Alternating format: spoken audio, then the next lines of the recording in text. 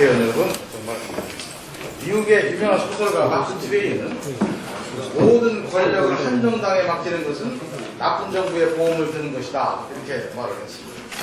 주권자의 권리가 사라진다는 얘기입니다. 그런데 권위적인 양대 정당에 권력을 맡기는 것은 어떻게 되겠습니까? 형식상의 주권은 있는데 국민에게 돌아올 권리는 반 이상이 사라진다, 말이 됩니다. 그래서 다당제가 민주적이라는 말이고 연동형 비례대표제가 그것을 해결할 현실적 대안이라는 겁니다. 그래서 오늘은 좀 더 진일보해서 연동형 비례대표제 적정 의원수는 얼마인가 라는 주제로 세미나를 진행하려고 합니다. 지금부터 민주평화연구원과 정치개혁 공동연구원이 진행하는 세미나의 첫 순서로 비례민주주의 연대 하순수 대표의 발제 연동형 비례대표제 적정 의원수는 연대를 하도록 하겠습니다. 참석해 주신 분들은 자리를 좀 선포해 주시면 좋겠습니다. 대표님은 좀 기다리셔야 되는데 좀 의미 있으신 것 같으니까 일단 국민의회부터 시작하겠습니다. 모두 일어서서 정면 대표를 하겠습니다.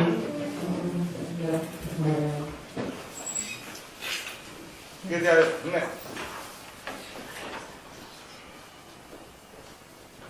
바로 이하 의뢰는 생략하도록 하겠습니다. 오늘 초청 강연의 내빈 여러분의 소개를 시작하도록 하겠습니다. 오늘은 민주평화당, 바른미래당, 정의당 당직자분들이 오셨습니다. 공동행동의 관련 교수님, 발제자분도 오셨습니다. 그리고 정책 관련 전문가도 오셨습니다. 대표님이 아직 안 오셨으니까 좀 이따 진행하도록 하고 일단 최태호 교수님께서 진행해 주시죠. 예, 감사합니다. 지금 결과를 봐야 되겠지만 우리나라에서 비례성 높은 선거제도를 도입해야 된다는 얘기는 뭐 아주 오래됐고요. 아시다시피. 그리고 뭐 본격적으로 시민사회 혹은 학계에서 운동 수준으로 올라간 것도 벌써 한 10년 됐습니다. 그런데 뭐 별로 이렇게 국민 혹은 시민사회 사이에서 뜨거운 이슈는 아니었는데 적어도 선거제도 개혁안을 선관위가 내놓은 2015년 이후는 좀 뜨거워졌던 것 같습니다. 그리고 2015년 이후로 따져볼지라도 올해처럼 선거제도 개혁의 가능성이 높아 보이는 해는 없었던 것 같습니다. 여러 가지 이유가 있지만 비례민주주의 연대라든가 정치개혁 공동행동과 같이 이 선거제도 개혁 이슈에 전념하는 시민단체들이 나름 틀을 갖췄고요.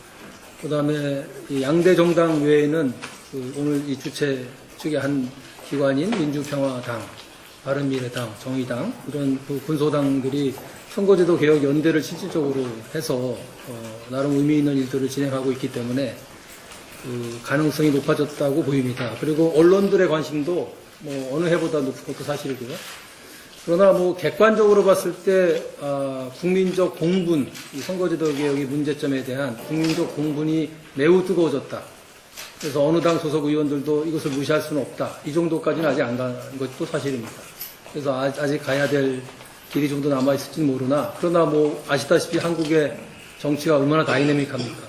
그래서 정치 지도자들이 혹은 주요 정당들이 결단만 내리면 다른 나라에서는 좀 더 오래 기다려야 될지도 모를 개혁 이슈가 성사될 수도 있는 것이라 저희들이 그런 가능성을 보고 열심히 노력들을 하고 있습니다. 근데 지금 뭐 그야말로 풀릴 듯 말 듯한 게 이 개혁, 선거제도 개혁 이슈인 것 같은데요. 여러 가지 핵심 문제들 중에 어쩌면 가장 중요한 것이 의원 정수 증대 문제인 것 같습니다. 이게 안 풀리면 개혁안을 내놓기가 어렵고, 그죠? 근데 이거 풀자니 국민 여론이 별로 안 좋고, 각 정당의 태도도 뭐 좀 서로 다르고. 그래서 오늘은 이렇게 선거제도 개혁 관련한 세미나 토론회 학술대회가 여럿 있지만 이렇게 의원 정수 단일 이슈를 놓고 토론회를 연 건 제가 알기로는 처음인 것 같은데요. 오늘 어느 누구보다도 선거제도 개혁을 위해서 열심히 노력해 오신 비례민주주의연대 대표 하승수 변호사께서 발제를 해주실 거고요. 그리고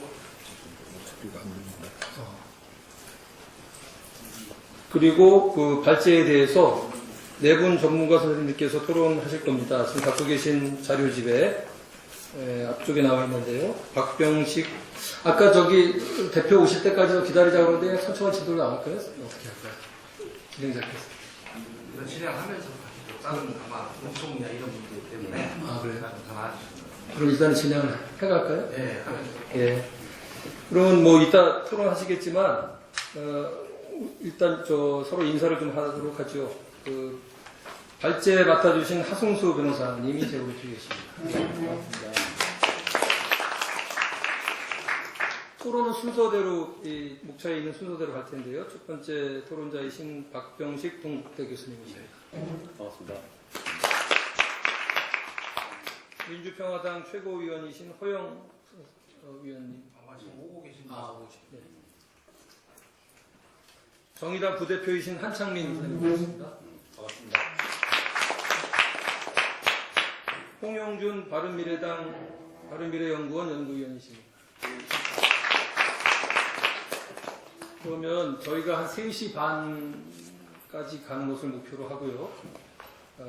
하승수 변호사께서 한 25분 정도 발제해 주시고 네 분 토론자 선생님들 한 10분 정도 이렇게 토론해 주시면 감사하겠습니다. 그리고 남은 시간은 또 다른 분들 자유롭게 코멘트나 질문하시는 식으로 가겠습니다. 자, 그럼 하 변호사님 예. 부탁드립니다. 예, 오늘 제가 말씀드릴 핵심적인 내용은 사실 간단한 이야기입니다. 지금 현재 연동형 비례대표제로 선거제도를 개혁하는 것이 한국 정치를 바꿀 수 있는 가장 확실한 방법이다. 이 점에 대해서는 양심적인 정치인이나 시민사회 단체들이나 또 학계나 중앙선관위까지도 일치되는 의견입니다. 비례성과 대표성을 확보할 수 있는 선거제도는 연동형 비례대표제다. 그리고 그 제도가 지금 한국에 가장 적용하기가 쉬운 제도다. 여기까지는 사실상 거의 이견이 없다라고 지금 할 수 있습니다. 근데 이제 국회에서 논의 과정에서 이 국회의원 정수 문제가 어쨌든 연관된 주제로 지금 쟁점이 되고 있고, 그리고 여기에 대해서 상당히 또 오해들이 많이 있습니다. 그래서 오늘 제가 말씀드릴 내용은 연동형 비례대표제를 도입하는 것이 당연히 필요하고, 연동형 비례대표제를 도입하는 과정에서 국회의원 정수를 안 늘리고도 할 수 있습니다. 안 늘리고도 할 수 있지만 늘리면서 하는 것이 한국 정치를 보다 바람직하게 바꿀 수 있는 방법이기 때문에 선거제도를 개혁하는 김에 국회의원 정수도 늘리는 게 필요하고, 그리고 국민들이 원하는 특권도, 국회의원들의 과도한 특권도 줄이는 것이 올바른 방향이다라는 요지로 제가 발제를 하고자 합니다. 그 발제 과정에서 최근에 민주당 이해찬 대표나 홍영표 원내대표께서 좀 잘못된 이야기들을 하고 계시는데 그 점에 대해서도 제가 좀 짚어보고자 합니다. 자료집 나와 있는 제일 첫머리에 제가 노무현 전 대통령 말씀을 인용을 했는데, 사실은 지금 현재 국회 상황은 그냥 민주당이 노무현 전 대통령 말씀만 따르면 다 해결이 되는 겁니다. 그 노무현 전 대통령께서 2003년에도 국회에 편지를 보내셨던 적이 있습니다. 선거제도 개혁이 지역주의 타파를 위해서 가장 중요한데, 선거제도를 개혁하는 과정에서 국회의원 숫자를 늘려야 한다면 늘리는 게 좋다. 거기 제가 인용을 해놨습니다만 중요한 건 국회의원의 숫자가 아니라 국회의 질이다. 국회가 매번 이 소모적인 정쟁만 벌이고 생산적인 역할을 못하고 있는 이런 국회를 그냥 방치하느니 국회의원 숫자 100명이 늘어나더라도 생산적인 국회, 제대로 일하는 국회를 만드는 게 그게 중요한 거 아니냐. 이게 2003년에 노무현 전 대통령께서 하셨던 말씀입니다. 그리고 그 다음에도 그죠? 2005년인가에도 대연정을 제안하면서 내가 대연정을 제안하는 이유는 뭐냐? 선거제도 개혁 때문이다. 선거제도 개혁이 안 되니까 대연정을 해서라도 선거제도를 개혁해야 되겠다. 그때 하셨던 말씀이거든요. 노무현 전 대통령께서 이미 선거제도 개혁을 하고 그것을 위해서 필요하다면 그 국회의원 숫자도 늘리는 게 바람직하다라는 의견을 표명을 했습니다. 그리고 사실은 지금 현재 문재인 대통령께서 야당 대표하던 시절에 2015년 8월 달에 그 당시에 민주당이 혁신위안이 나왔습니다. 민주당 혁신위안이 나오고 그 내용이 뭐냐면은 연동형 비례대표제를 도입하는 것이었고, 그때 혁신위에서 제안한 것은 연동형 비례대표제를 도입하면서 국회의원 숫자를 늘리자라는 것도 같이 제안을 했었습니다. 그리고 문재인 대통령이 그걸 받아들였습니다. 사실은 노무현, 문재인, 어떻게 보면 전 대통령, 현 대통령께서 이미 다 연동형 비례대표제 하자. 그리고 그걸 하기 위해서는 국회의원 숫자 늘리자라는 이야기를 다 했는데 정말 지금 기가 막힌 것은 집권 여당이 이 이야기를 뒤집으려고 한다는 게 문제입니다. 본인들은 늘 고 노무현 전 대통령, 또 문재인 대통령 이렇게 이야기하시면서 정작 정치개혁의 핵심이라고 할 수 있는 선거제도 개혁에 대해서는 어떻게 보면 고 노무현 전 대통령의 유지를 뒤엎는 일을 지금 이해찬 대표나 홍영표 원내대표가 최근 발언을 통해서 하고 있고 대통령 공약도 뒤엎는 발언들을 하고 계십니다. 그래서 현재 국회 논의에서 저는 간단하게 민주당이 노무현 전 대통령과 문재인 대통령만 따르면 그분들이 하셨던 얘기와 공약만 따르다면 아무런 문제가 없다라는 말씀을 좀 먼저 드리고 싶습니다.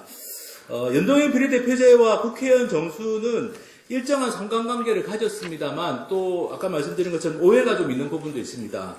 일단은 지금 현재 선거제도 개혁의 방향과 관련해서 다행스러운 것은 연동형 비례대표제가 중점적으로 논의되고 있고 중대선거구제 이야기는 지금은 이제 많이 좀 들어가는 것 같습니다. 사실 중대선거구제는 오늘 제가 주제가 아니기 때문에 길게 말씀을 못 드립니다만 이거는 채택하고 있는 나라도 별로 없고 거기다가 별로 정치를 바람직하게 바꿀 수 있는 방법도 아니라고 봅니다.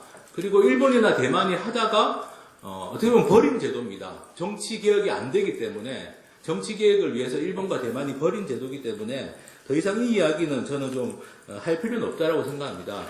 그래서 사실은 연동형 비례대표제, 중앙선관위도 제안했던 연동형 비례대표제가 어쨌든 핵심적인 개혁 방안인데 이와 관련해서 현재 300명을 가지고 연동형 방식을 도입할 수 있다 없다 이런 얘기들이 있는데 있습니다. 300명을 가지고도 현재 택하고 있는 병리평, 쉽게 말하면 따로 국가평이죠. 지역구 따로, 비례대표 따로 뽑는 방식이 아니라 연동형 방식을 도입할 수 있습니다. 제가 오늘 자료를 통해서 20대 총선에 연동형 개념을 도입했을 때 어떻게 바뀌는지에 대해서 표로서 정리를 해놨습니다만 간단하게 보시는 것처럼 비례성이 획기적으로 그래도 개선이 됩니다. 20대 총선에서 어쨌든 새누리당, 민주당 두 거대 정당이 지역구 당선이 많이 되면서 득표율에 비해서 의석을 많이 가져갔는데 그 현상이 연동형 방식을 도입할 경우에는 그래도 좀 완화가 됩니다. 그때 손해를 많이 봤던 국민의당이나 정의당이 상대적으로 병리평일 때보다는 의석을 많이 가져가게 되는 효과가 있습니다. 그래서 현재 300석을 가지고도 연동형 개념을 도입하는 것은 가능합니다. 불가능하지 않습니다. 다만 문제는 뭐냐면은 초과 의석이라는 게 많이 발생할 수 있습니다. 이 연동형이라는 건 정당 지지율대로 일단 의석을 배분해 놓고 지역구 당선자를 먼저 인정해주고 모자라는 걸 비례대표로 채우는데 문제는 비례대표 숫자가 적을 경우에는 지역구 당선자가 그 정당이 할당받은 의석을 초과해버리는 경우들이 발생합니다. 그게 초과 의석이고 이거는 독일이나 뉴질랜드에서도 발생하는 경우가 있습니다. 그래서 이 문제가 20대 총선은 특히나 정당 득표율하고 의석 비율 간의 좀 격차가 예외적으로 컸던 선거입니다. 그렇기 때문에 초과 의석이 좀 상대적으로 많이 발생하는 걸로 나오지만 그래도 현재의 병리평보다는 획기적으로 비례성이나 대표성이 개선되는 것은 보실 수가 있습니다. 그런데 만약에 이 의석을 말씀드린 것처럼 비례대표 숫자를 좀 늘려가지고 현재 253석인 지역구를 그대로 놔두고 비례대표를 100석 이상으로 늘린다고 했을 때 자료집 8페이지에 있는 것처럼 결과가 또 나오는데요. 만약에 360석으로 하고 비례대표를 100석 정도로 한다면 현재 300석일 때보다 또 이 비례성이 개선이 됩니다. 8페이지 아래쪽 표에 나오는 것처럼 민주당, 이렇게 국민의당, 정의당 같은 경우에 정당 지지율하고 의석 비율의 격차가 300석일 때보다 줄어드는 효과가 발생을 합니다. 이 이유는 말씀드린 것처럼 초과 의석이 발생하는 효과를 좀 줄이는 겁니다. 비례대표 숫자가 충분하기 때문에. 그래서 비례대표로 좀 더 이렇게 정당 지지율하고 의석 비율이 일치하도록 좀 더 맞춰줄 수 있는 게 그 360석으로 했을 때 방식입니다. 그래서 지금 제안 드리는 것은 한 360석 정도로 되면 비례성이 많이 개선될 수 있고 초과 의석도 그렇게 문제가 되지 않는다라는 게 20대 총선 결과를 보고도 우리가 알 수 있다라는 겁니다. 아까 말씀드린 것처럼 20대 총선은 예외적인 선거였습니다. 정당 지지율하고 의석 비율 간의 차이가 매우 컸던 좀 독특한 선거였고, 그렇지 않은 선거라면은 더더욱 이 비례성이 획기적으로 개선되고 초과의석도 줄일 수 있다라는 게 이제 제 발제 요지고, 9페이지 봐주시면 최근에 이해찬 대표가 이 연동형 개념을 도입하면 더불어민주당은 지역구 당선자가 그 할당된 의석을 초과하기 때문에 비례대표 당선자가 없게 된다, 이런 이야기를 했는데, 이거는 20대 총선의 경우에는 뭐 그럴 수 있습니다. 그렇지만 20대 총선이 말씀드린 것처럼 이례적인 선거였고, 만약에 19대 총선만 보더라도 전혀 그렇지 않습니다. 19대 총선 결과에 만약에 연동형 개념을 도입한다면 그러면 민주당도 비례의석이 배분이 됩니다. 그러니까 이 선거제도라고 하는 어떻게 보면 민주주의의 기본이 되는 제도를 논하면서 집권 여당의 대표가 한 차례 선거 결과를 가지고 이게 자기 당에게 유리하다, 불리하다, 이런 이야기를 하고 있다는 게 정말 개탄할 일입니다. 19대 총선 결과에 만약에 제가 말씀드린 360석 안을 가지고 연동형을 적용해 보면 민주당이 34석의 비례의석을 가져갈 수 있습니다. 20대 총선이 예외적인 선거였고 19대도 그렇고 18대도 그렇고 연동형 개념 도입하더라도 민주당이 비례대표 의석 배분받을 수 있습니다. 그리고 여당이라면 우리가 정당 지지를 더 올려가지고 더 배분받을 생각을 해야 되지, 지금 자기들이 뭐 20대 총선 하나만 가지고 우리 당의 비례의석이 배분이 안 된다, 이런 이야기를 한다는 건 정말 한심한 일이라고 저는 생각을 합니다. 말씀드린 것처럼 사실은 과거 선거를 보면 민주당도 비례대표 의석 배분받을 수 있고, 오히려 자유한국당이 지역구 당선자에 비해서 정당 지지가 떨어지는 선거들이 있었습니다. 이 18대도 그랬고, 그래서 사실 어떻게 보면은 민주당이 더 선호를 본다기보다는 자유한국당이, 과거에 자유한국당이 좀 이익을 많이 봐왔던 게 지금 현재의 선거 방식이고, 만약에 한국 정치의 그 미래를 생각한다면 민주당이 20대 총선이나 요번 6.13 지방선거 결과 가지고 자기 당의 유불리를 따를 게 아니라 정말 많은 국민들도 원하고 있는, 국민들, 유권자들이 던진 투표의 결과가 그대로 의석으로 반영될 수 있는 이 연동형 개념을 도입하는 게 저는 너무나 당연하다라고 생각을 합니다. 그래서 10페이지까지 그런 내용을 제가 설명을 드린 거고요. 자세한 내용은 표 같은 걸 봐주시면 됩니다. 어쨌든 이 병리평보다 연동형이 정당 득표율과 의석 간의 차이를 줄일 수 있는 방법이라는 것은 명확하게 나와 있고, 19대 총선 같은 경우에 360석 가지고 계산을 해보면 초과의석도 발생하지 않습니다. 한국도 아마 저는 초과의석이 그렇게 많이 발생할 거라고 생각하지 않습니다. 왜냐하면은 기존의 선거는 지역구 따로 비례대표 따로였기 때문에 유권자들이 지역구는 이 사람 찍고 비례대표는 딴 사람 찍고 이런 현상이 좀 많았다면, 오히려 이 연동형이 되면 정당 지지율에 따라서 의석이 배분되기 때문에 유권자들도 대체로는 자기가 지지하는 정당과 그 정당의 후보자를 같이 선택하게 되는 경우가 저는 많아질 거라고 봅니다. 그리고 우리나라 선거 결과를 봤을 때 유권자들이 대체로 합리적인 선택을 하기 때문에 그렇게 초과의석이 많이 발생하지는 저는 않을 거라고 생각하고, 특히 360석 정도가 되면 말씀드린 것처럼 비례대표 100석 이상이 확보가 되면 그 의석을 가지고 이 정당 득표율과 의석 비율 간의 차이를 조정해 줄 수 있기 때문에 저는 별로 문제가 안 될 거라고 봅니다.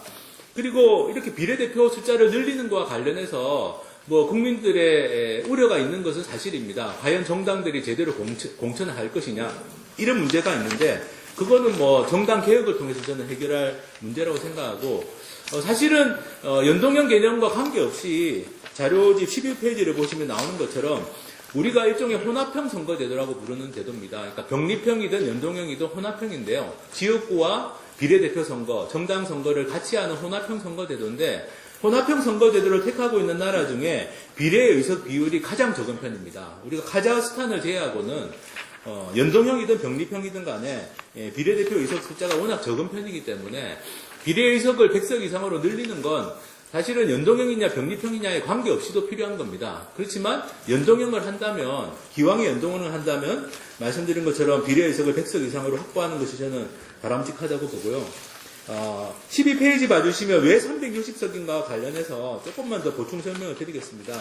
말씀드린 것처럼 연동형 비례대표제가 의도하는 게 비례성을 확보하는 것인데, 그 비례성 확보에는 비례대표 의석이 100석 이상 되고 총 의석이 360석 정도 되는 것이 합리적이라는 겁니다.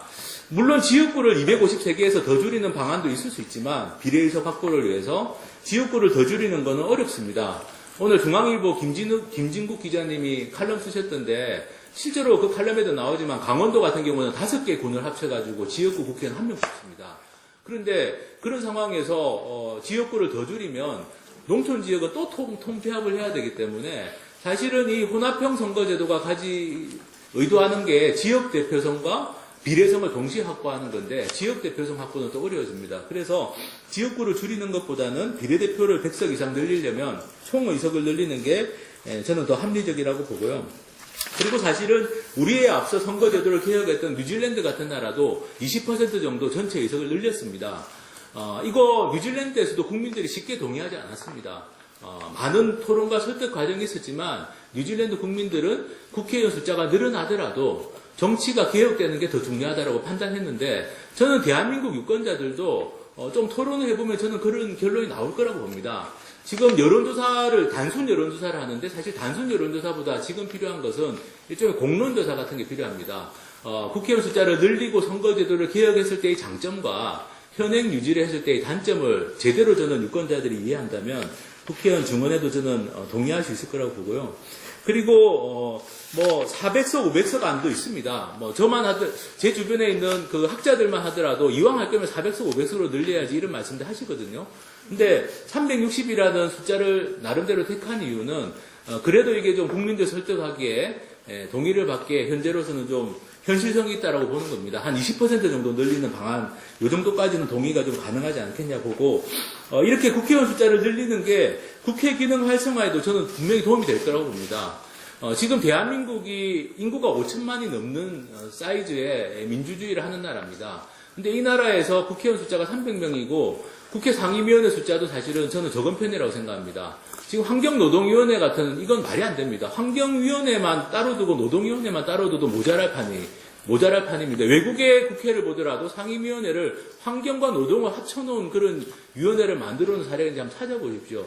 그러니까 이게 사실 국회가 제 기능을 하려면 숫자를 좀 늘리고 상임위원회도 좀 더 세분화하고 사실 환경위원회, 노동위원회 각각 다뤄야 될 사안들이 엄청나게 많은 상황인데 이런 식으로 지금 해놓은 거는 저는 굉장히 기형적인 구조라고 봅니다. 그래서 제대로 좀 일할 수 있는 국회를 만들려면 숫자를 늘리고 상임위원회도 좀 더 세분화하고 그래서 정말 이렇게 행정부 감시나 예결산 심의나 입법 기능을 제대로 할 수 있는 국회를 만드는 게 필요하다고 생각합니다.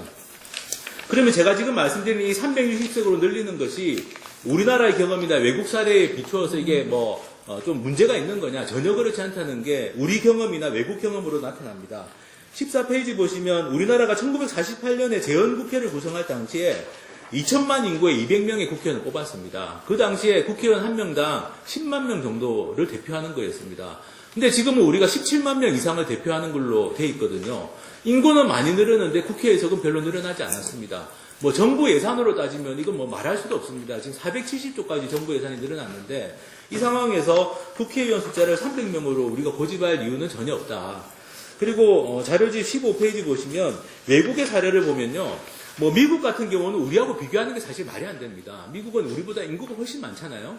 그리고 연방제 국가입니다. 미국 캘리포니아주 인구가 대한민국 인구보다 조금 적은 수준입니다. 캘리포니아는 주의회 의원을 따로 뽑잖아요. 그러니까 이 미국과 같은 거대 연방제 국가하고 우리나라를 비교하는 것은 저는 맞지 않다고 봅니다. 만약에 미국하고 우리를 비교할 거면 미국의 큰 주의 주의원까지 다 포함해가지고 의원 1인당 대표수를 계산하는 게 맞지. 미국의 연방 하원 의원, 상원 의원만 가지고 이야기할 건 아니라고 보고요. 일본 같은 경우도 어쨌든 인구가 우리보다 훨씬 많은 편입니다. 2배 이상 많고. 그래서 만약에 우리하고 인구가 좀 비슷한 나라들, 인구가 대략 한 4천만에서 8천만 정도 사이에 있는 나라들 한번 보시면 독일이나 스페인, 프랑스, 영국 이런 나라들입니다. 이 나라의 국회의원 한 명이 대표하는 인구가 대체로 보면 10만 명 안팎입니다. 독일이 한 12만 명 정도 되고 10만 명 안 되는 나라들도 많거든요. 이 정도가 돼야 된다라는 거죠. 그러면 대한민국 같은 경우는 사실 인구 10만 명당 한 명 하면 500명이 돼야 되는데 말씀드린 것처럼 좀 현실적으로 우리가 접근한다면 일단은 360명 정도로 증원하는 게 저는 합리적이라고 봅니다. 그리고 마지막 남은 난관은 결국 국민들의 동의 가능성입니다. 국회의원 숫자를 늘려야 한다라는 건 전문가들 사이에서는 다수의 의견입니다. 참여연대가 2015년에 선거와 정당제도 전문가들 상대로 조사했을 때 70% 이상이 국회의원 숫자 늘려야 되고 340명 이상으로 가야 된다. 그렇게 결과가 나왔는데 일반 국민들의 여론은 그렇지 않습니다. 그러면 국민들의 동의를 받고 설득하는 게 정치권이 해야 될 일입니다. 국민들이 반대하니까 안 된다라는 건 그러면 그거는 정치를 할 이유가 없는 거죠. 이게 올바른 방향이라면 정당들이 책임감을 가지고 국민들의 동의를 받을 수 있는 방법을 찾고 국민들을 설득하는 게 그걸 하라고 국회의원도 뽑고 정당도 보조금도 주고 하는 거지 않습니까? 그래서 제가 생각하기에는 이 국민들이 부정적인 여론의 원인을 우리가 살펴봤을 때 결국에는 국민들이 국회의원 숫자 늘리는데 반대하는 이유는 국회의원들의 특권이 과도하다라고 느끼기 때문입니다. 그러면 국회의원들의 과도하다고 느끼는 특권을 어떻게 줄일 거냐, 여기에 저는 고민의 초점을 맞추면 될 거라고 보고, 다행스러운 거는 최근에 국회 사무처에서 9명의 국회의원 개인 보좌진 숫자를 7명 수준으로 줄이는 안을 검토했고, 그렇게 하면은 지금 국회 예산 가지고도 360명의 국회의원을 줄 수 있다, 이런 말씀을 그 국회 사무처에서도 아마 그런 검토를 한 것 같은데, 제가 만나본 국회의원들 중에서도 개혁적인 분들은 그런 말씀을 하시더라고요. 개인 보좌진 숫자를 차라리 좀 줄이고 정당의 어떤 정책 기능을 강화하고 공동 보좌진을 강화하는 게 국회 개혁의 방향으로 보면 그게 더 맞는 방향인 것 같다. 그런 말씀들을 저도 개인적으로 만나보면 개혁적인 국회의원들은 하시더라고요. 저는 이런 방안도 있고, 그리고 국회의원 연봉과 관련해서도 그동안 말이 많았습니다. 국회의원들 연봉을 스스로 정하는 게 문제가 있다. 그래서 자료집 12페이지에도 나옵니다만 정세균 전 의장님 시절에 국회의장 자문기구로 그 국회의원 특권 내려놓기 추진위원회라는 걸 구성한 적이 있고 작년에 보고서가 나왔습니다. 그 보고서에서도 어떤 이야기를 적어놨냐 하면은 국회의원 연봉 중에 사실상 연봉 중에 입법활동비, 특별활동비 같은 수당이 있습니다. 근데 이 수당이 적절하지 않다라는 게 그 위원회 보고서에서 지적한 바입니다. 왜냐하면 국회의원들이 입법활동을 하고 회의 참석하는 거는 본연의 업무인데 그 본연의 업무를 한다고 해가지고 입법활동비를 월 300만 원 이상 지급하고 특별활동비를 회의 참석 날짜마다 지급하고 이거는 맞지 않다. 그러니까 입법활동비, 특별활동비 같은 것은 통합을 하든지 없애는 게 검토할 필요가 있다. 그리고 국회의원 보수도 국회의원 스스로가 정하는 게 아니라 가칭 국회의원 보수산정위원회 같은 걸 만들어서 거기에서 정하는 게 맞다. 이런 제안을 했습니다. 제가 생각하기에는 개인 보좌진 숫자 줄이고 지금 설명드린 것처럼 국회의원 보수를, 국회의원 세비를 국회의원 스스로 정하는 게 아니라 이런 독립기구가 정하는 걸로만 해도 아마도 국민들은 국회의원 숫자 늘리는데 동의하는 비율이 굉장히 높아질 거라고 저는 생각합니다. 그리고 그 외에 국회에서 쓰는 여러 가지 낭비성 예산들 줄이고 하면 저는 국민들이 동의할 수 있다고 보고, 국민들이 동의를 하려면 이걸 그냥 제가 말씀드린 것처럼 막연하게 이야기할 것이 아니라 국회법이나 국회의원 수당에 관한 법률을 개정을 해서 거기에 명시를 할 필요가 있다고 생각합니다. 가령 국회법 부칙에다가 21대 국회부터는 국회 예산을 동결하겠다. 앞으로 5년간, 10년간 동결하겠다라고 국회법 부칙에 넣는다든지, 국회의원 수당에 관한 법률을 개정해서 21대 국회부터는 입법활동비, 특별활동비 법에 나와 있습니다. 법에 나와 있으니까 그거 없애겠다라고 하든지, 이런 어떤 강력한 의지를 보인다면, 그러면 국민들이 동의하지 않을 이유가 없다.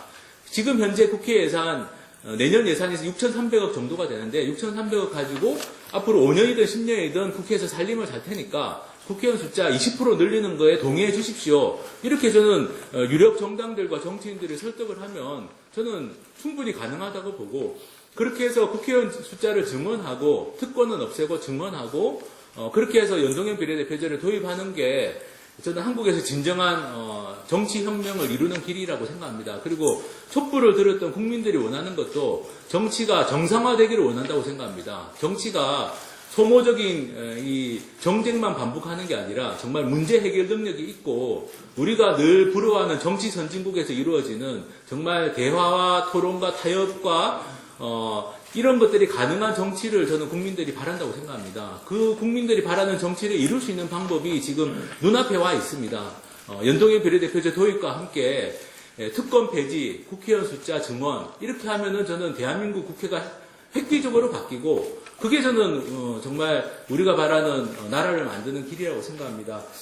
그것이 현실화되는데 어쨌든 지금으로서는 최대 걸림돌이 집권 여당이 되고 있는 것 같습니다. 말씀드린 것처럼 역설적으로 정치개혁을 가장 강력하게 주장했던 전 대통령과 현 대통령을 두고 있는 이 집권 여당이 지금 현재 이 정치개혁, 선거제도 개혁의 가장 큰 걸림돌이 되고 있는 현실부터 우리가 좀 극복해 나가야 되지 않을까 싶고 거기에 대해서 좀 같이 힘을 모았으면 좋겠습니다. 감사합니다.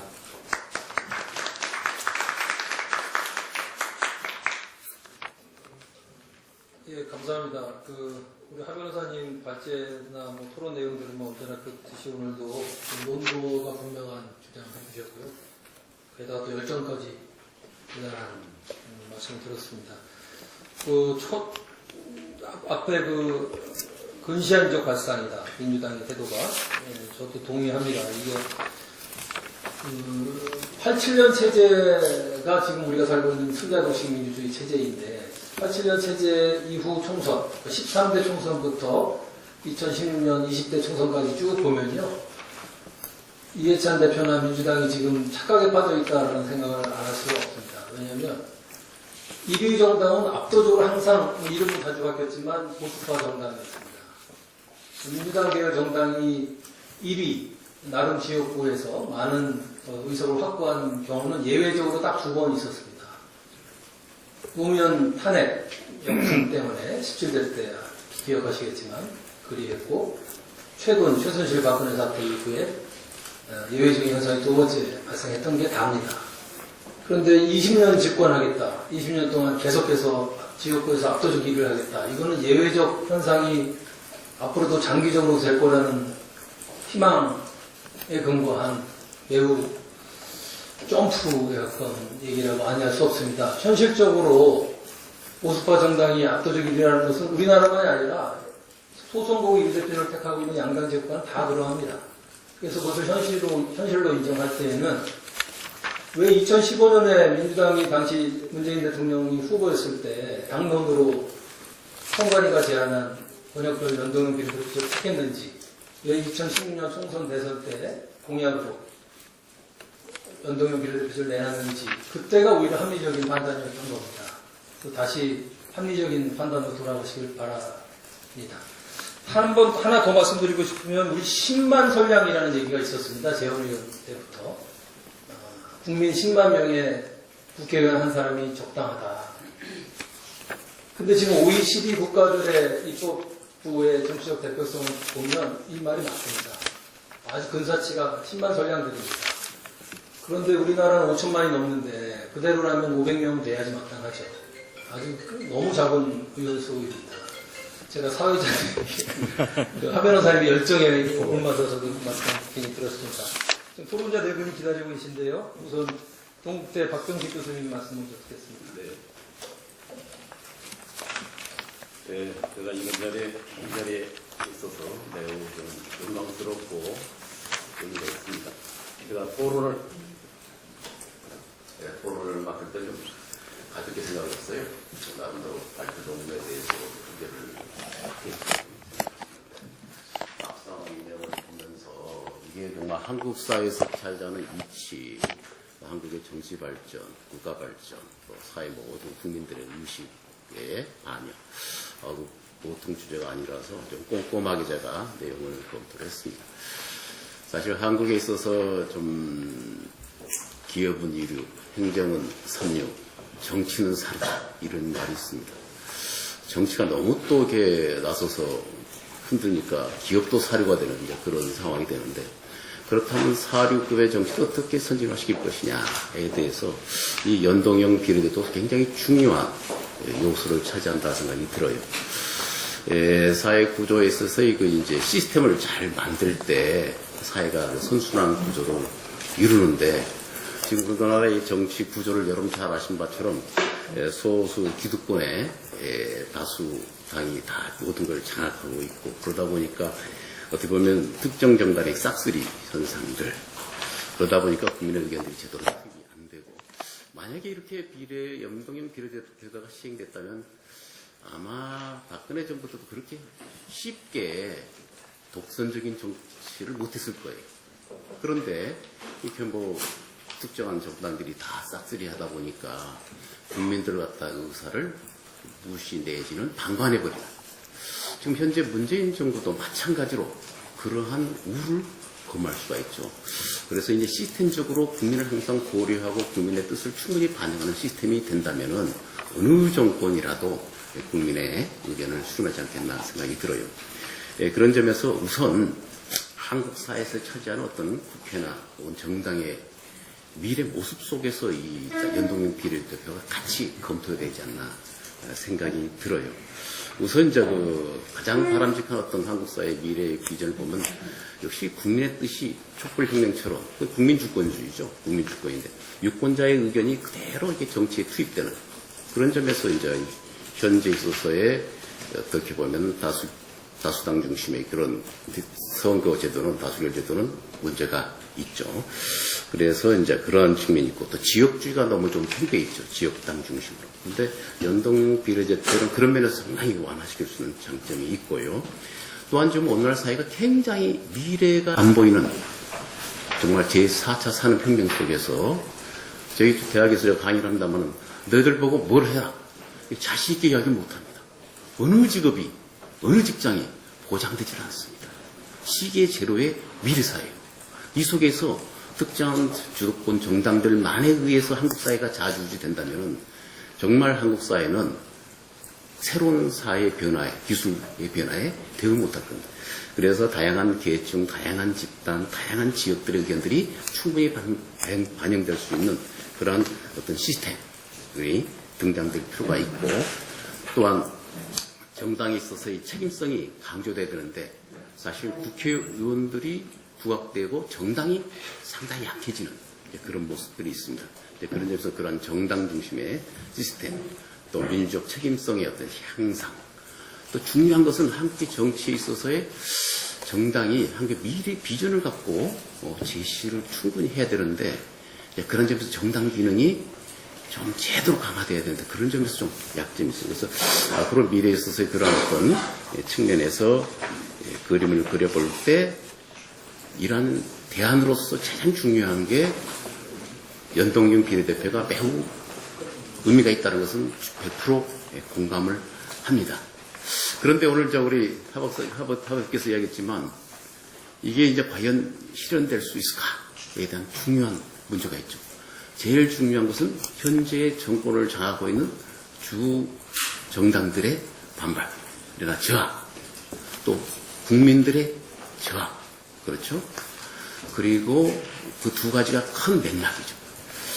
그래서 이제 제가 생각해 볼 때 국민들에 있어서의 동의를 구하려면은 이 연동형 비례대표제가 지역주의를 철폐하고 국가 공동의 이익을 추구하는 제도다. 방향을 잡을 수 있다는 그런 강점을 굉장히 이야기해 줘야 됩니다. 그리고 두 번째로서는 이 정당 민주를 활성화시킨다. 그래서 이 정당을 통해서 다양한 의견, 집단, 지역, 또 계층 이런 것들이 투입될 수 있다라는 것을 국민들에게 충분히 납득시켜야 되고 또한 동시에 세 번째로서는 협치 문화다. 양당 제도가 사실 예전에는 상당히 어떻게 보면 인정을 받았었어요.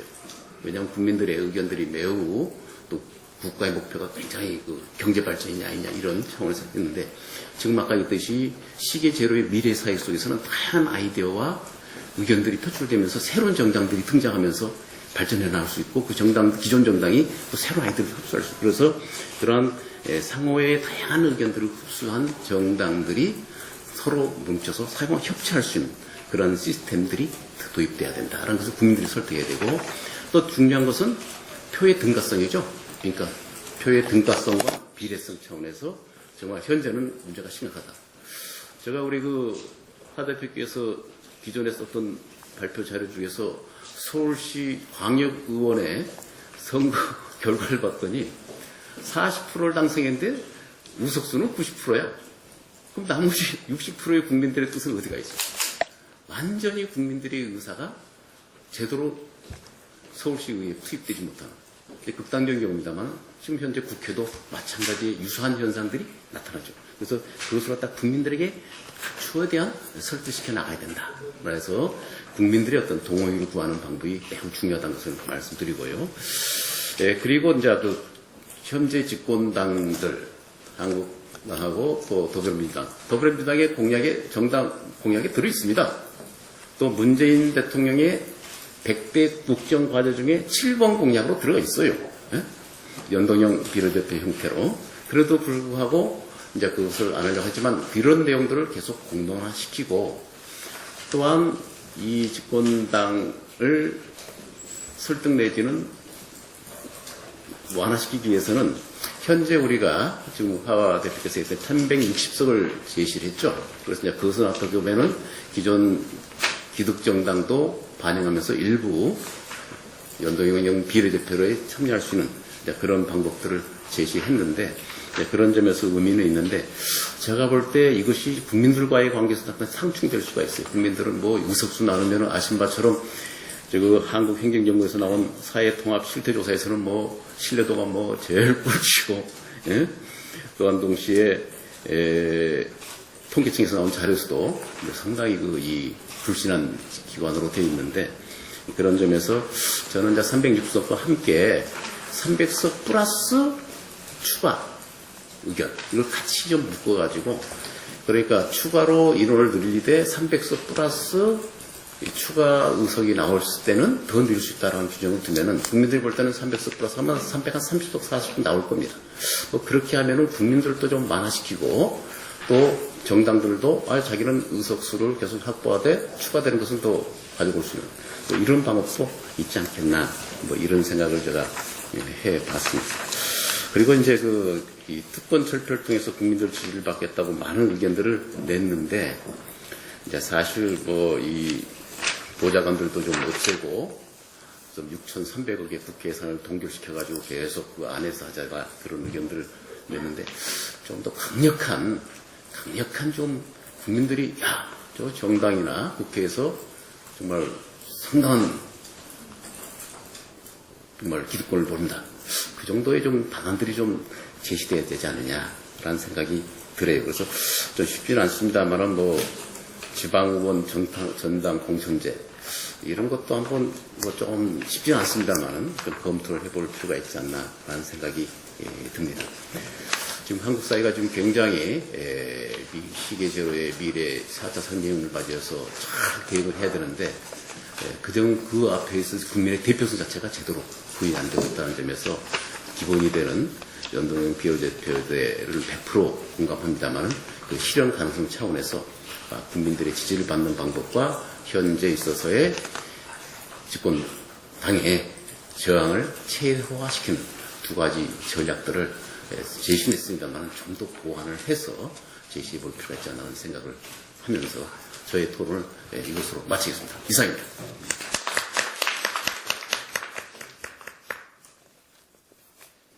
예, 감사합니다.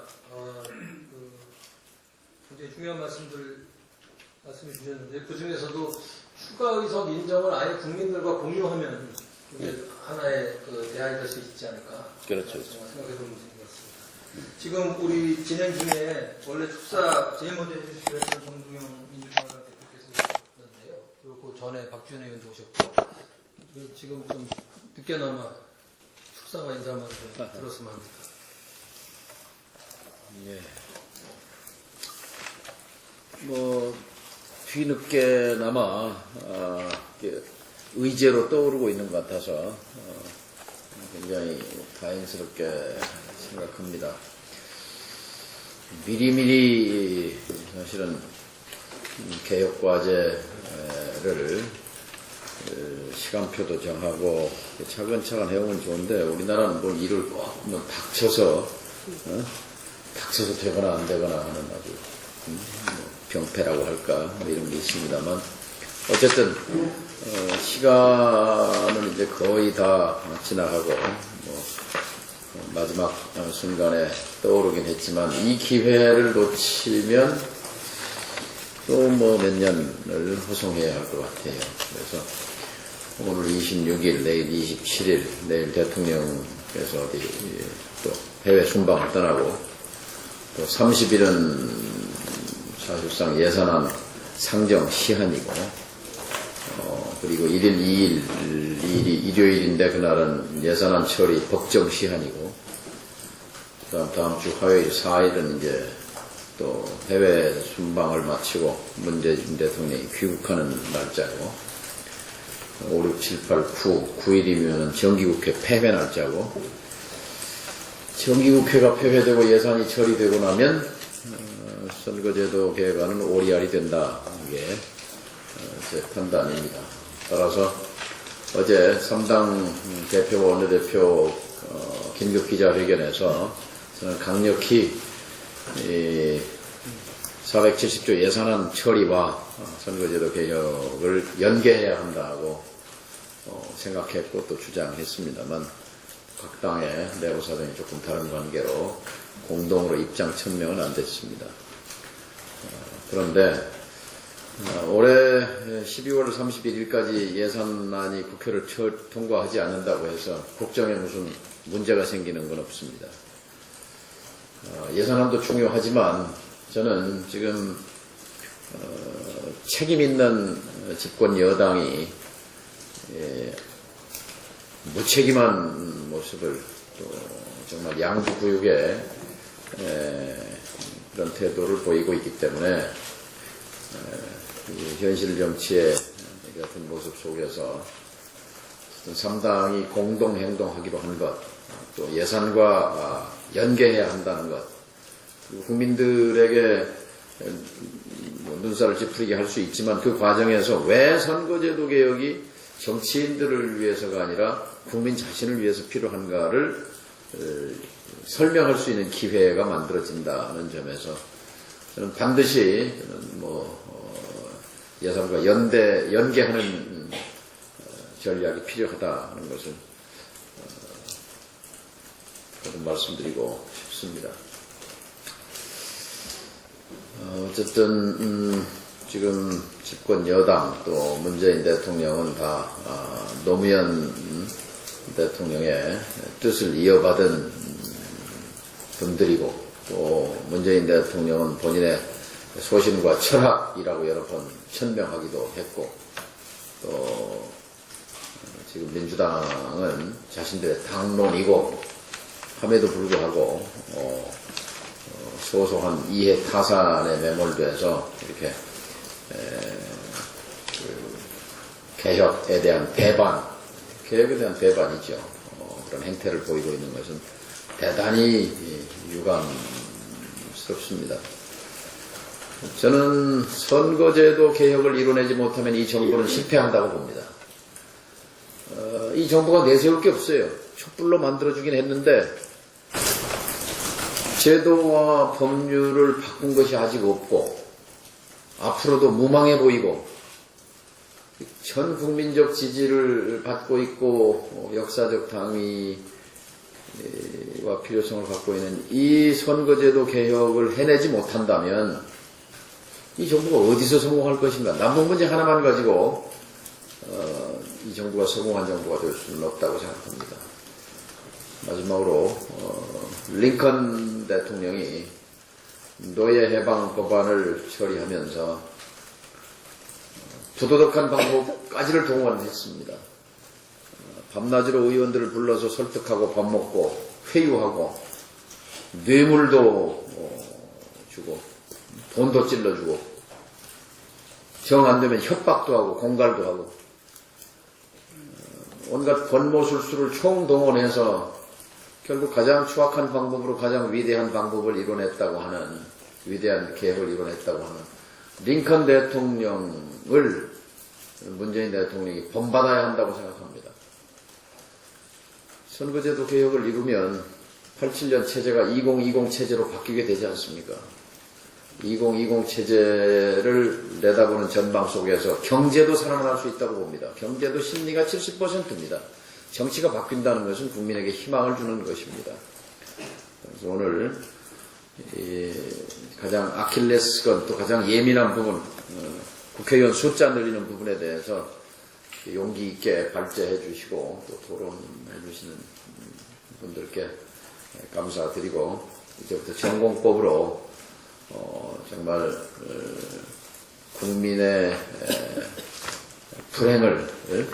국민을 불행에서 건지기 위해서, 불평등에서 건져내기 위해서, 국민의 행복을 위해서, 국민의 삶을 위해서 선거제도 개혁을 해야 하고 국회의원 숫자도 필요하면 늘려야 한다는 것을 정면으로 설명하고 이해를 구해야 할 것 같습니다. 감사합니다.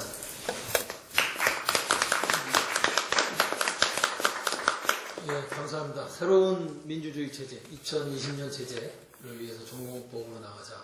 좋은 말씀 해주셨습니다. 박준희 의원님은 어떻게 인사말 해주실래요? 아니면 토론 한번 해주실래요? 저도 인사말. 인사말.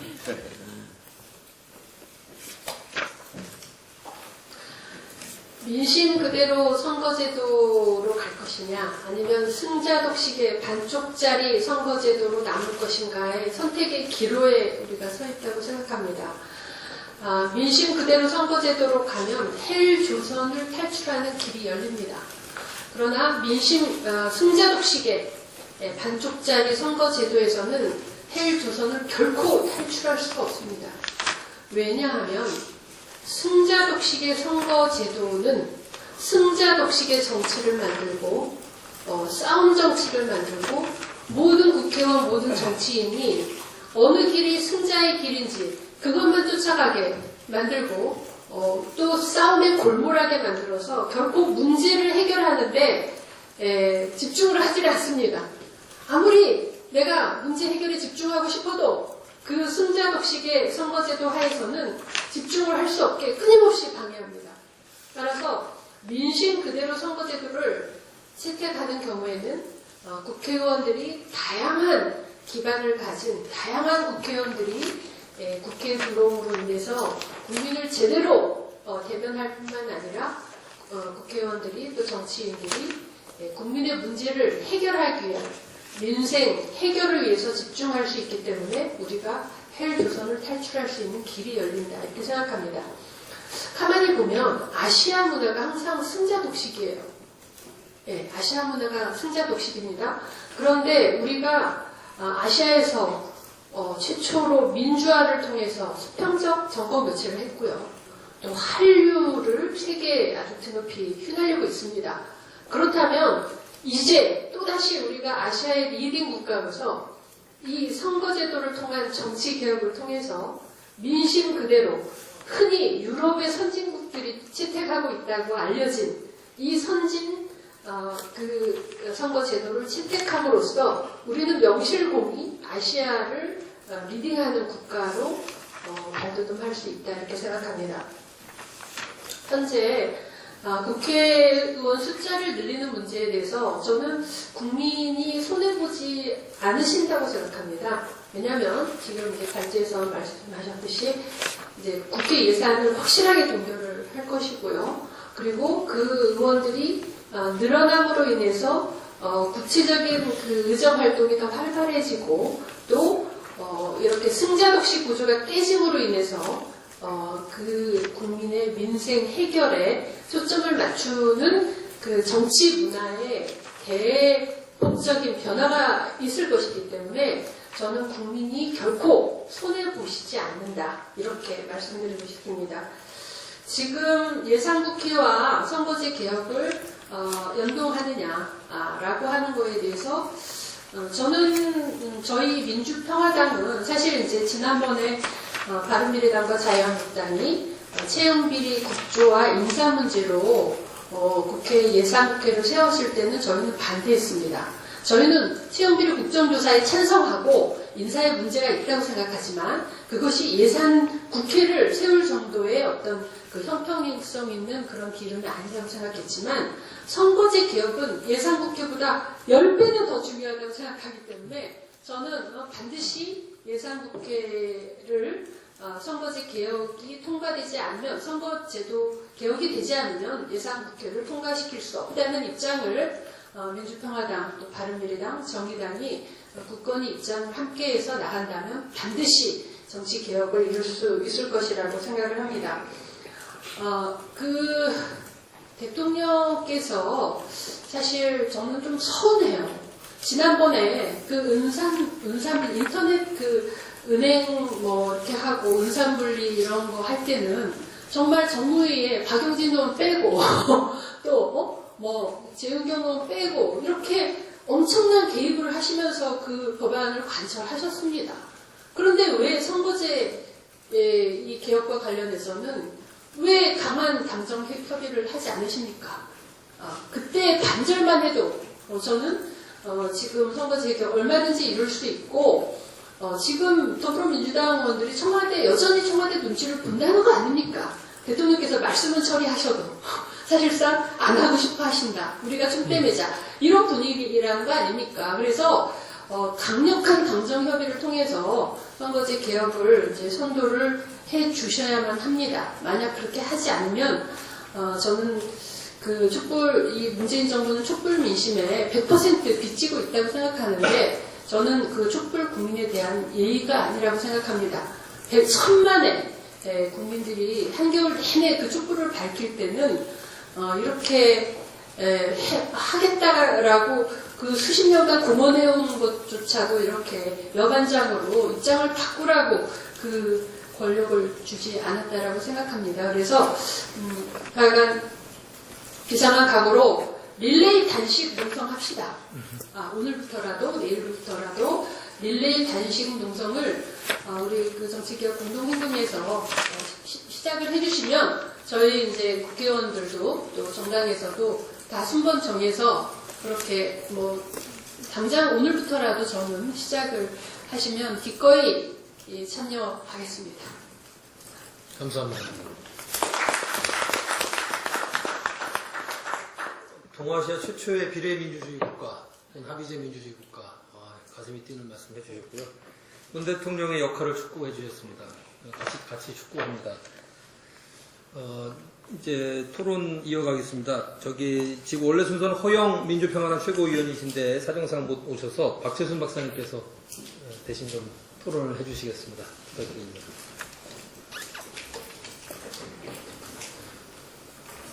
잠깐만요. 죄송합니다. 여기 증거를 남겨야 돼서 이 용감한 토론을 했었다라는 사진 촬영이 있어야 되는 잠깐 한 1, 2분만 사진 촬영 진행하겠습니다.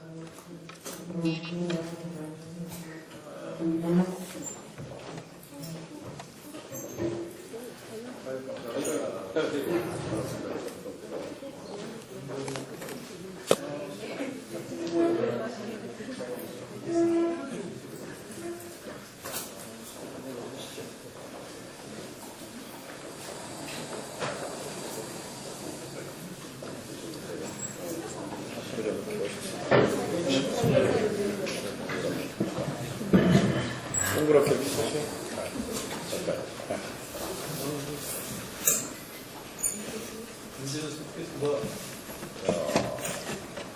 선거제도 관철을 해서 V를 합시다.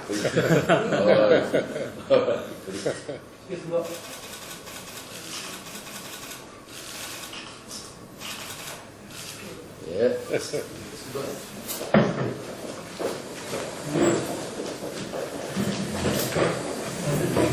네, 감사합니다. 박재순 박사님. 네. 안녕하세요. 김포시 주위원장 박재수입니다. 오늘 저는 그 허영 민주평화당 최고위원회 대신해서 보내주신 글을 대독하겠습니다. 비례민주주의연대 하승수 대표의 발제문과 발표를 잘 숙지했습니다. 비례민주주의연대와 하승수 대표의 한국 정치를 바꾸고자 하는 노력에 정당인으로서 매우 고맙게 생각합니다. 또한 이곳에서 토론의 기회를 주신 주최자분께 감사의 말씀을 드립니다. 사실 우리의 정치제도는 오랜 권위주의 시기에서 투표권조차 주어지지 않았던 1980년대까지의 민주주의 제도를 쟁취하기 위해 국민이 엄청난 희생을 했었습니다.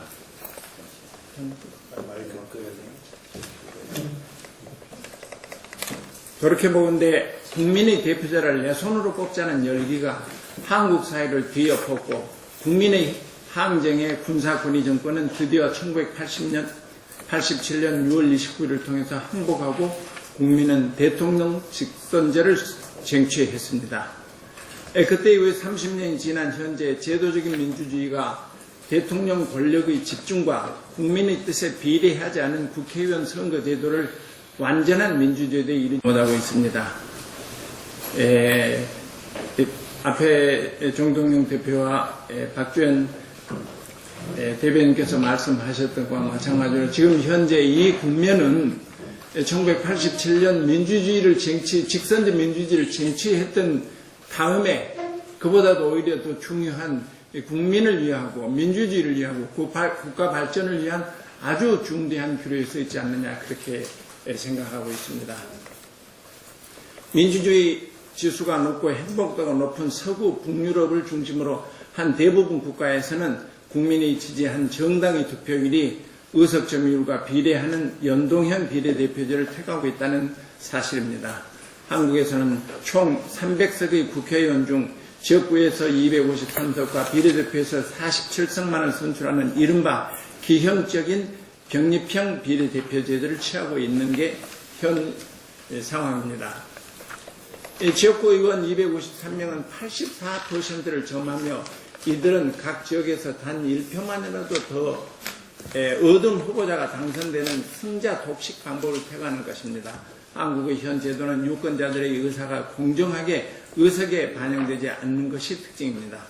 이를 개선하기 위해서는 300석의 의원을 고정시킬 때 지역구 의석을 줄이고 비례대표부리에서 늘려야 합니다. 그럼에도 불구하고 현재 고착되어 있는 지역구는 각 의원들이 자기 자신의 살을 도려내지 않는 한 지역구 숫자를 줄여서 비례대표 부분을 숫자를 늘 수 없다는 데 문제가 있습니다. 그래서 나온 안이 300명의 20%인 60명을 더해서 360명으로 하여 인구수의 비례 해소도 적당하다고 봅니다. 이 경우에 100여 명의 비례대표를 통해서 제도를 수정 보완하자는 의견이 한승수 대표와 여러 학자 및 정치인들의 대표적인 시각이라고 생각합니다. 이를 수용한다는 것은 현재 300석의 국회의원 수를 20% 정도 국회의원 정수를 늘려야 한다는데 국민을 설득해야 될 문제가 발생합니다. 국회의원을 포함 정치인의 신뢰가 매우 낮은 현실에서 국회의원의 증언은 국민이 받아들이지 않을 것이기 때문입니다. 각국의회에서 국민과 국회의원 숫자의 비율을 볼 때 그리고 국민의 동의 가능성 의사에 크게 반하지 않으면서 비례성을 확보하고 국회 기능의 활성화를 위한 의원수의 증언은 매우 바람직한데도 말씀입니다. 의원들 스스로 자신들이 누리는 국회 예산을 동결하고 특권을 내려놓고 일하는 의원들을 더 많이 뽑을 수 있도록 의원 정수 확대 논의에 나서야 한다는 게 실질적으로 공감한 현실입니다. 그러나 국민의 뜻을 감안하여 민주평화당은 국회의원에게 주어진 특권 등을 없애고 경비를 고정시켜서 국회의원을 증원하자는 대안을 제시하게 된 것입니다. 이런 내용을 가지고 국회는 국민을 설득하고 신뢰할 수 있는 제도적인 정치를 마련하자는 것이 570여 시민단체와 민주평화당, 바른미래당과 정의당 등이 주장하는 내용인 게 여러분이 잘 알고 있는 사실입니다. 이러한 요구에 이 제도를 통해서 이익을 얻지 못할 것이라는 판단을 하는 민주당과 이해찬 대표가 연동형 비례대표 제도를 받아들인 것을 회의적으로 말하기 시작했습니다. 또한 유불리를 따지면서 흔쾌히 동의하지 않는 자유한국당도 확실한 결정을 유보한 상태입니다. 오늘까지 선거제도와 관련해서 민주진보 진영의 대통령들을 선거법 개정의 필요성을 주장해 왔습니다. 특히 문재인 대통령은 이 문제에 대해 2012년과 2017년 대선 공약으로 주장했고 여러 번에 걸쳐서 이에 대한 언급도 했습니다. 현재 문희상 국회의장도 이에 대해 선거법은 개정되어야 한다는 긍정적인 표현을 많이 사용합니다. 어제는 11월 25일 일요일인데도 불구하고 야성당 정동영 대표와 야성당 대표 및 원내대표가 국회 정론관에서 기자회견을 통해서 선거제도 개혁은 촛불 정신의 완성이며 정치 개혁을 바라는 국민적 여망이라며 더 이상 당리 당락에 따라 지체되고 회피돼서는 안 된다고 강조했습니다. 오늘 토론회를 마치면 더 이상 이 문제에 대해 논의는 필요치 않을 것 같습니다. 어떤 방법을 동원하더라도 이 관철을 위해 모든 노력을 경주해야 할 결단의 시기인 것 같습니다.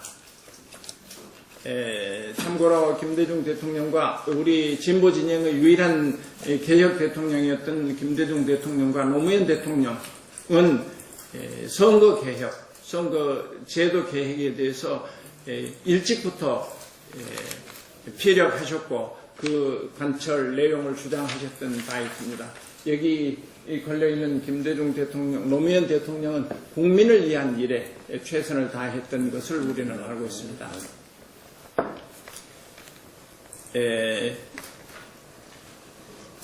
이제 발제대에 대한 토론자의 질문을 한 말씀 드리겠습니다. 아까 말씀드린 바와 마찬가지로 1987년의 그 직선제 대통령 직선제를 쟁취했던 것과 같은 그 이상의 커다란 이 과제 앞에 또한 2016년, 2017년 촛불 혁명을 통해서 대통령을 권좌에서 내리고 새로운 대통령을 뽑았던 우리 국민들 입장에서 볼 때 앞으로 이 제도를 쟁취하기 위해서 어떠한 방법이 유효한 수단이 있을지 그것을 좀 같이 공유하고 알렸으면 하는 그런 생각입니다. 반드시 쟁취해야 될 시간이 남지 않는 얼마 남지 않은 이 중대한 시기에 570여 시민단체와 정당들의 어떤 행동을 보일 것인가. 어제 동정동 대표께서 말씀하셨던 논의는 이제 아니다. 결단의 시기다. 결단의 시기를 제안을 해주시면 저희 민주평화당도 함께 할 것으로 약속합니다. 이만 마치겠습니다.